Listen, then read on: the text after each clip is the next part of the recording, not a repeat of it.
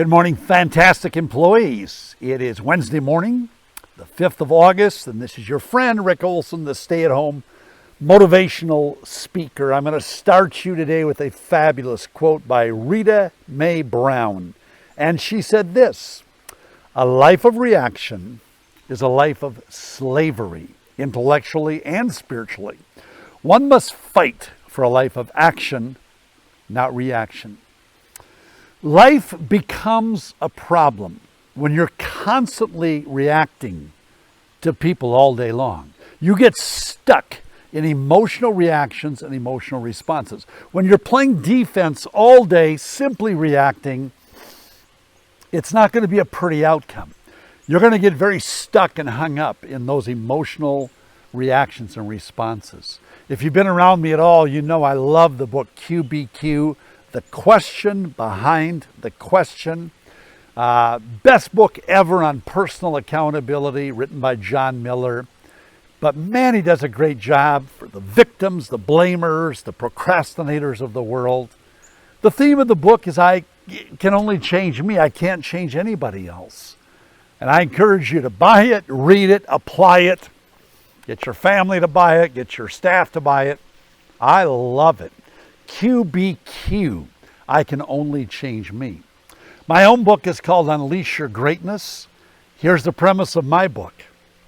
Greatness is never going to be unleashed if you spend your life sitting in the bleachers, watching life happen, giving your thoughts on what everybody else should do, could do. If you're a spectator, life is going to pass you by and the world is never going to know the greatness that you have. The only way it's going to find out is if you get out of the bleachers, get onto the playing field, and become a participant. My approach has always been positive. It's always been proactive. If I meet someone, I assume they like me. Doesn't do much for them, does everything for me. If I assume you like me, if I treat you that way, it's going to be very difficult for you not to like me and not to respond positively. When I speak, I always assume that the crowd is pulling for me. The biggest crowd I've ever spoke to is 40,000 people. Now that's a lot of eyes looking at you. How do I handle that? Pretty easy. I assume they like me. I believed with all my heart that they were pulling for me. They wanted me to have a career day. They're not my opponents. They're not my enemies. It's amazing what happens when you choose to live your life positively, proactively, making the connection, not just reacting all day long.